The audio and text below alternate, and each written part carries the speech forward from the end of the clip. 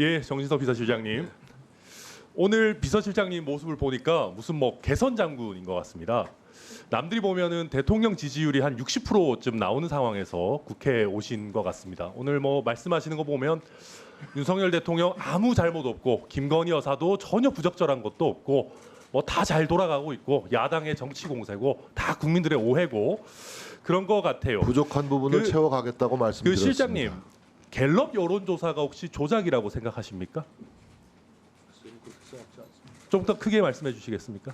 그렇게 생각하지 않습니다. 예, 그렇게 생각 안 하시죠? 근데 제가 오늘 비서실장님 그 말씀하신 거 보니까 지금 비서실장님 같은 분들이 대통령을 모시고 계시니까 지지율이 19%가 나오는 거 아닌가 하는 생각이 들고요. 우리가 지금 윤석열 대통령님이 뭐 검찰총장입니까? 대법관입니까? 우리가 검찰총장을 뽑았습니까? 아니면 대법관을 뽑았습니까? 뭘로 뽑았습니까? 우리가 윤석열이라는 인물을 대답해야 됩니까? 대통령으로 뽑은 거죠. 그런데 계속해서 법률적으로 문제 없다라는 말씀만 계속 하고 계시죠. 대통령이 국민 앞에 정치적인 책임, 도의적인 책임을 먼저 져야 됩니까? 아니면 법률적인 책임만 없으면 뭔 부적절한 행위를 해도 법적으로만 문제 없으면 뭐 상관없다라고 해도 되는 겁니까? 사안마다 다르겠죠. 당연히 정치적, 도의적 책임, 국민에 대한 도리를 다 해야 되겠죠. 그렇지 않습니까? 어떤 상황에서 어떤 사안에 관한 문제인지를 따져봐야 될 겁니다. 자, 지금과 뭐 같은 볼게요. 예, 알겠습니다. 이 심화된 정치 양극화 속에서 저는 윤석열 정부가 박근혜 정부의 탄핵에 있어서 좀 잘못된 교훈들을 얻었던 게 아닌가 하는 생각도 들거든요. 저는 어떤 정권이든 우리 법적으로 문제 없으니까 괜찮은 거 아니냐, 야당 왜 이러냐라는 소리 하는 순간부터 날아간다라고 생각을 합니다. 그리고 지금 많은 국민의힘 의원들도 야당이 탄핵몰이를 한다, 선동한다라고 하는데 아까 어떤 의원님도 말씀하셨지만은 그때나 지금이나 우리나라 야당 그렇게 유능하다라고 생각하지 않습니다. 저는 야당이 문제가 아니고 윤석열 대통령이 문제시고 김건희 여사가 문제시고 사실 보좌하시는 분들이 문제라고 생각하고요. 그리고 지금 야당이 아니라 국민을 두려워해야 되는 겁니다. 근데 지금 보십시오. 자, 오늘 제가 들으면서 정말 기가 찼던 게요. 지금 아까 우리 윤석열 대통령과 명태균 씨 통화 녹취와 관련해 가지고 법적으로 무슨 문제 있냐라고 하셨죠.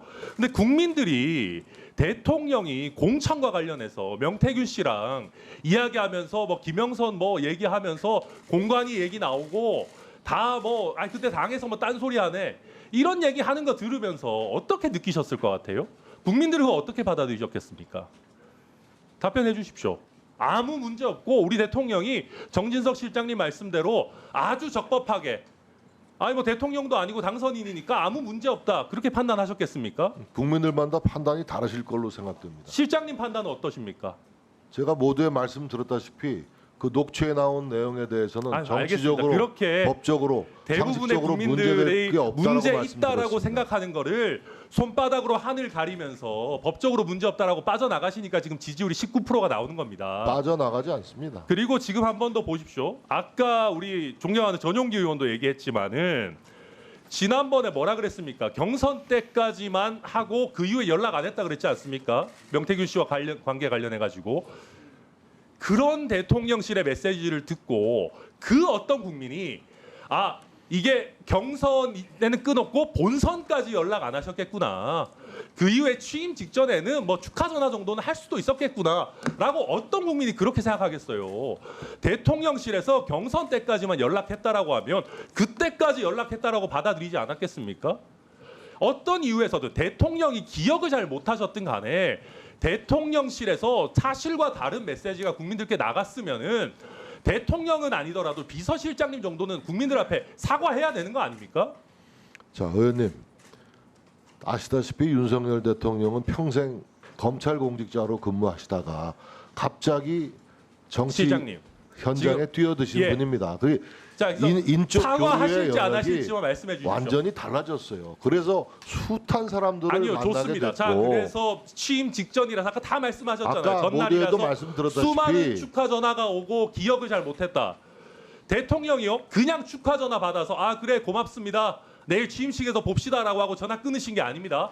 김영선이라고 하는 특정 인물의 공천과 관련해서 그것이 무슨 달래기 위한 목적이든 뻥을 치신 거든 거짓말을 하신 거든 굉장히 구체적인 말씀을 하시면서 대화를 나눴어요. 김영선 실장님 잠시만 공천은 들어보십시오. 우리 천하람 의원도 잘 아는 이준석 당시 당대표가 아무 문제 없다라고 얘기하고 실장님, 있어요. 지금 이런 식으로 자꾸 이렇게 그때 쫓아내기 억지로 직전인 이준석 당대표를 과도한 거론하시면서 경강부회를 이런 하지 식으로 마십시오. 국민들한테 눈속임하려고 하니까 지지율이 19%가 나오는 겁니다.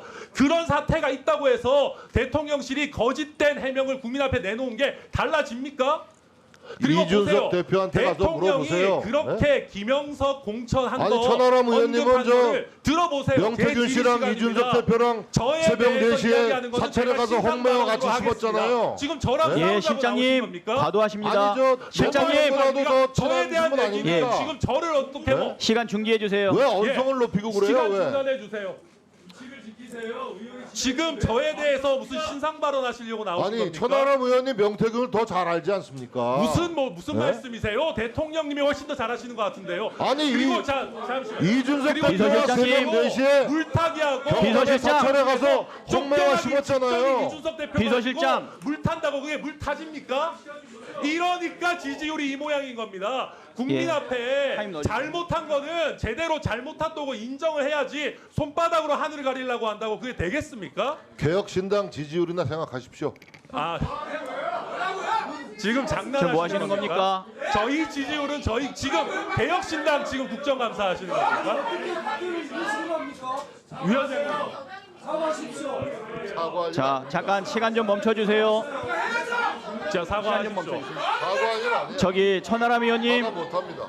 천하람 의원님. 야 아까 금도라고 그랬죠?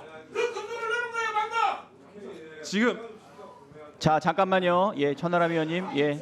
지금 질의한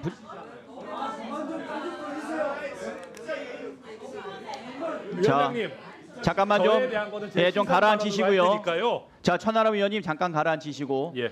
저 우리 정진석 실장님, 저 5선 국회의원이신데 지금 국회에 기간 증인으로 오셔가지고 그렇게 말씀하시면 안 될 거라고 보이고요. 잠깐 좀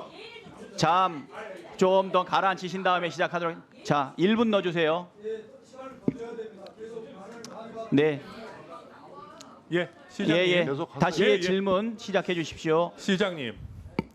자, 대통령께서 이 정도로 굉장히 중요한 통화를 한 걸 기억을 못 하셔서 제대로 브리핑을 못 했다고 합시다. 아마 그런 취지로 말씀하신 것 같아요. 그렇습니다.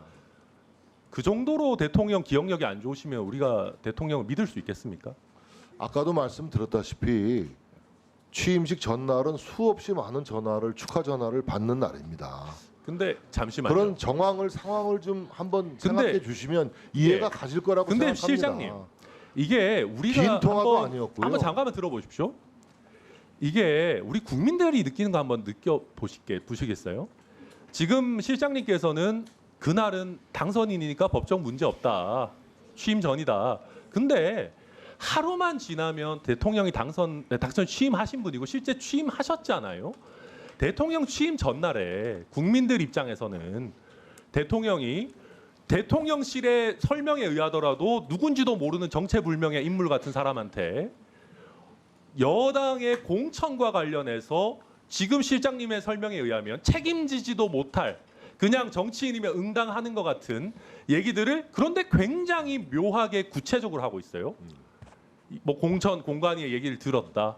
나는 김영선이 해주려고 하는데 대통령의 당선인의 의견 표명까지 있고 근데 당에서 뭐 이런저런 얘기가 나오네. 피드백까지 얘기가 나옵니다. 이런 얘기를 하는 거를 녹취가 나왔잖아요. 이런 거를 보는 국민들이 이거 보고 즐거우실까요? 우리 대통령이라는 분이 대통령 취임하는 국민들 앞에 엄숙하게 선서하는 바로 전날에 국민들마다 이렇게 판단이 여당의 다르시겠죠. 공천과 관련해서 대통령실의 설명에 의하더라도 부적절한 인물과 관련해서 이렇게 논의하는 거에 대해서 국민들 앞에 어떻게 느끼는지를 보시고 적절하게 송구하다 사과하다 최소한 국민들 마음에 맞는 얘기는 해줘야 되는 거 아닙니까? 이러니까 지금 지지율 이런 뉴스 아니냐 제가 말씀드리는 거예요. 아니 지금 뉴스에도 나와요. 그 문제의 녹취가 임의로 조작된 듯하다는 전문가의 얘기가 나오고 있습니다. 예? 이게 도대체 녹취된 부분도 부정하고 자, 그럼 저도 좀 말씀을 드려도 되겠습니까, 의원님? 자, 이 문제의 본질은 뭡니까? 예, 신장식 의원님. 대통령이 부적절한 예. 불법 선거 개입, 공천 개입을 했다는 게 문제의 본질 아닙니까? 그렇잖아요, 의원님. 그런데 예, 의원님이 잘 아시는 예, 이준석 실장님. 당시 당 대표도 예, 실장님. 불법 개입이 없고 이거는 당연히 적법 절차에 따라서 김영선이라는 사람을 후보 공천했다는 것을 얘기하고 있지 않습니까? 예, 실장님 그만 정리해 상대당도 여성 주십시오. 후보고 따라서 김영선 후보가 유리했고 또 지지도도 제일 높았고 여러 실장님 가지로 되지 않습니까? 그만하시고요. 정리 좀 해주세요. 이라는 분이 이런 공천 연합 공천 관련해서 자, 신장식 의원님. 하고 다니는 게 지금 그 국민들 보시기에 좋다는 얘기입니까 이게? 아니 모두에도 설명을 들었다시피 대통령은 아까 예를 들었잖아요. 우리 정치인들이 선거 때 도와준 사람들, 관계 맺었던 사람들이 어떻게 축하 전화를 오면 예, 실장님 여긴 토론장이 아닙니다. 조금 전에 정리해 민원이라도 주십시오. 하면은 잘 챙겨주겠다.